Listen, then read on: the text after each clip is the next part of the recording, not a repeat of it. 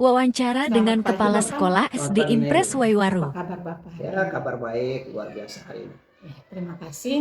Jadi sesuai janji kita kemarin, hari ini kita akan mengadakan wawancara terkait pengambilan keputusan dilema etika di sekolah ini. Oke baik Ibu, jadi hari ini saya siap diwawancarai dan saya siap membantu Ibu apa yang mau saya bantu. Oke, terima kasih Bapak. Jadi selama ini Bapak tentu berhadapan dengan banyak kasus, entah itu kasus yang merupakan dilema etika, artinya keputusan itu terkait dengan benar, atau bujukan moral, benar dan salah.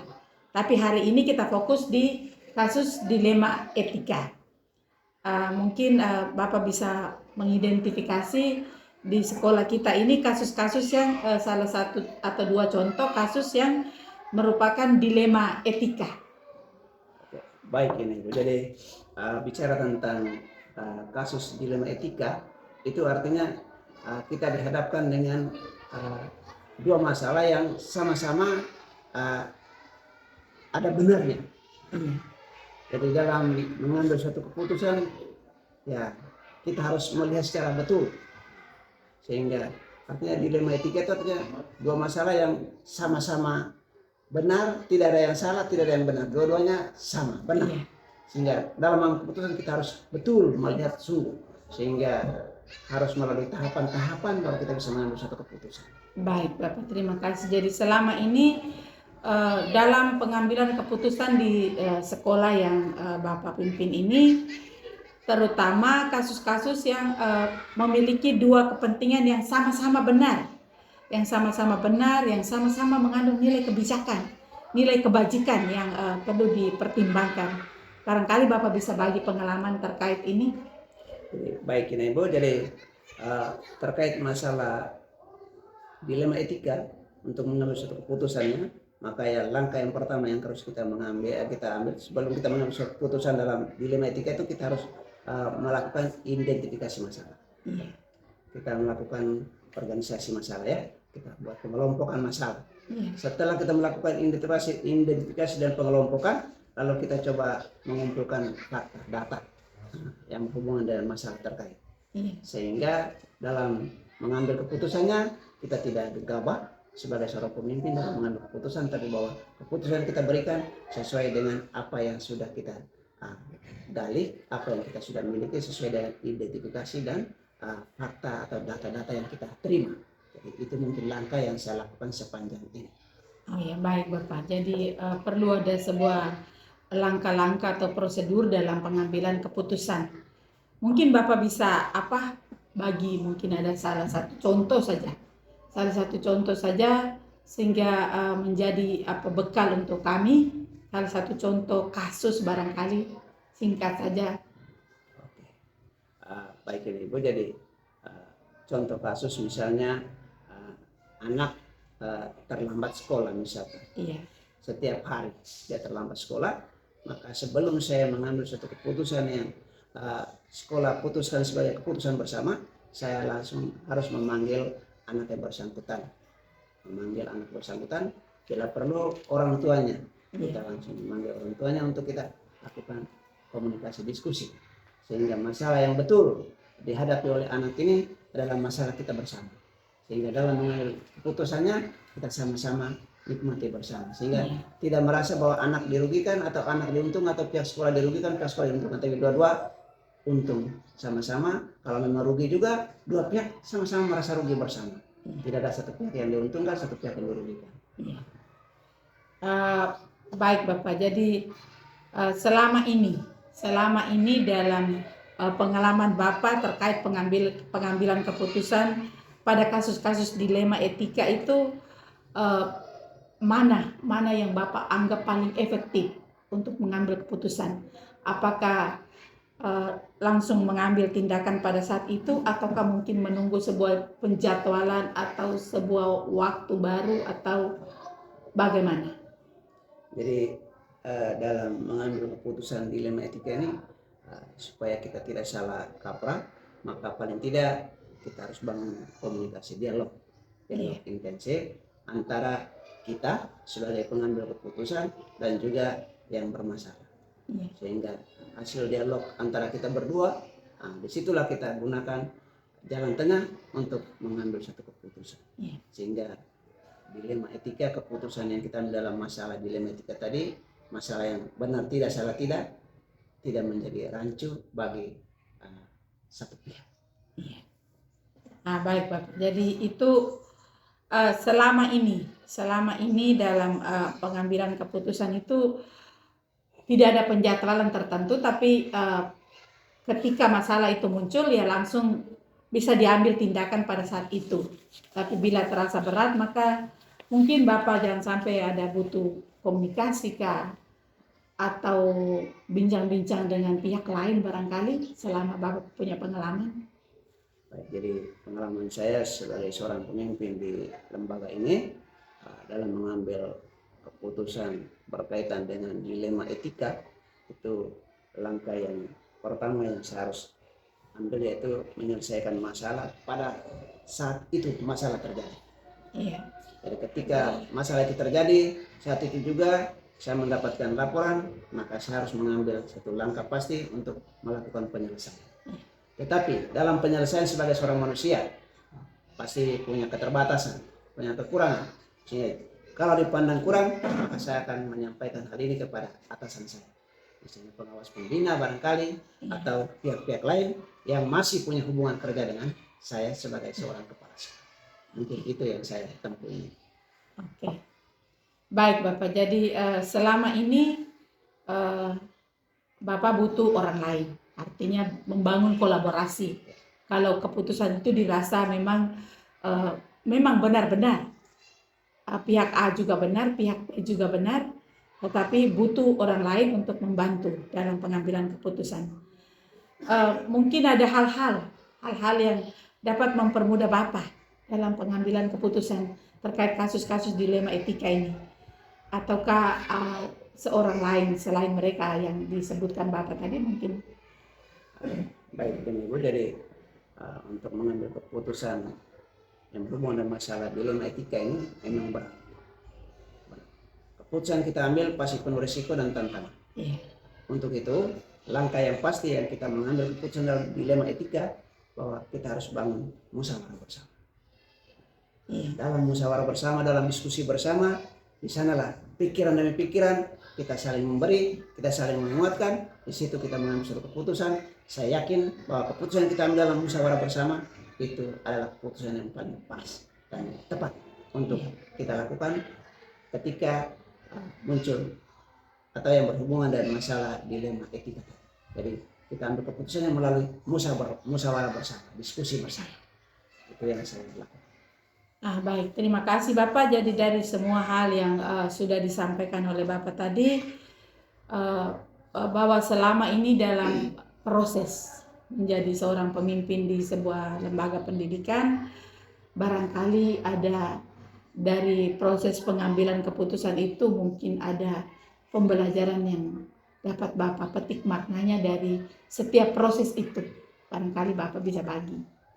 Baik, ini Ibu. Jadi sebagai seorang pemimpin, apabila pada satu ketika ibu mereka dipercayakan menjadi pemimpin, maka dalam mengambil keputusan apapun kita harus berdasarkan kesepakatan bersama atau musyawarah atau diskusi bersama. Itu keputusan yang kuat dan tidak akan disangsikan, tidak akan diragukan oleh pihak manapun. Kalau memang keputusan itu kita ambil melalui musyawarah bersama, diskusi bersama dalam kelompok kerja kita. Jadi, itu jalan yang terbaik jika pada suatu ketika mereka diberi kepercayaan sebagai pemimpin.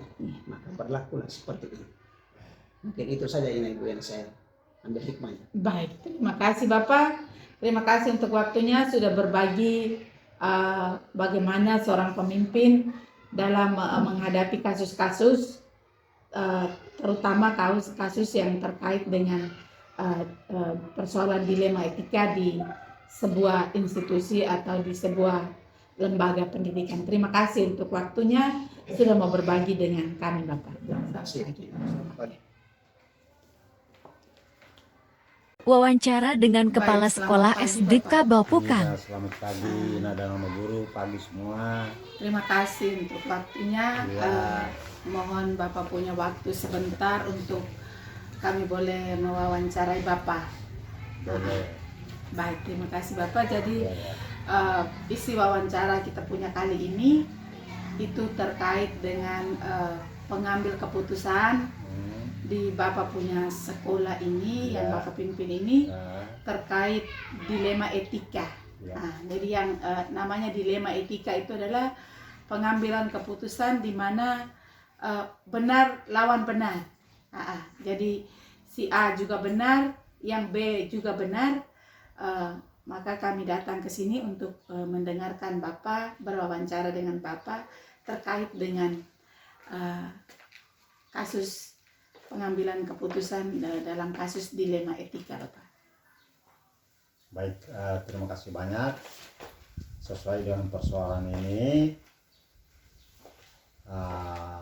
yang kami lakukan di Satuan Pendidikan SDK Santo Mikael Bapukan ini, itu biasanya dilakukan ini, itu karena persoalan anak-anak ya, etika perilaku anak-anak yang selalu saja mengganggu kita di Satuan Pendidikan ini, terlebih persoalan-persoalan yang perlu kita selesaikan bersama. Iya. Nah, kalau di sini itu berarti ketika persoalan itu ada di dalam kelas maupun di luar kelas, itu pertama-tama guru piket yang tanya. Setelah guru piket menghadapi persoalan itu, kemudian mereka masuk lapor di kepala sekolah atau kami sebagai pimpinan. Setelah itu kami sebagai pimpinan memanggil anak bersangkutan, baik itu sebagai pelaku dan juga sebagai pihak korban. Itu kami wawancarai dengan dia. Tapi sebelumnya itu sudah diwawancarai dengan guru piket dulu. Dia bersama dengan guru kelasnya. Kalau hal itu diselesaikan di antara guru kelas dan guru piket, maka di sini tidak masuk. Nah, di sini tidak masuk di meja pimpinan. Tetapi kalau masih dirasa berat oleh guru kelas dan guru piket, maka persoalan itu diantar ke kepala sekolah atau pimpinan satuan pendidikan. Kalau diantar ke sini, maka kami duduk bersama. Saya duduk bersama dengan pelaku dan korban, mengambil walaupun yang diambil di sana guru kelas dan piket sudah ada di meja saya. Persoalan apa sehingga sampai itu sudah ada di meja saya, tapi saya juga harus tanya mereka ulang lagi untuk mengetahui apa kebenaran yang dimasukkan oleh guru piket dan wali kelas itu apa benar atau tidak. Nah, setelah itu baru saya panggil guru piket dan wali kelasnya datang, sehingga pada saat itu kami selesaikan persoalan itu, baik itu korban maupun pelaku, diberikan arahan, diberikan nasihat pada akhirnya ujungnya kami lakukan damai. Mereka dua harus didamaikan, jabat tangan dan melakukan sebuah janji untuk boleh tidak diulangi lagi. Itulah yang kami lakukan. Baik Bapak, jadi itu terkait masalah di sekolah ini diselesaikan dengan jenjangan-jenjangannya seperti tadi Bapak. Sekarang kira-kira itu dalam kasus yang sama itu tetapi memiliki dua kepentingan yang sama, lalu sama-sama mengandung nilai-nilai kebajikan. Nilai-nilai kebajikan itu seperti ketaatan, kejujuran, kebenaran, sama-sama.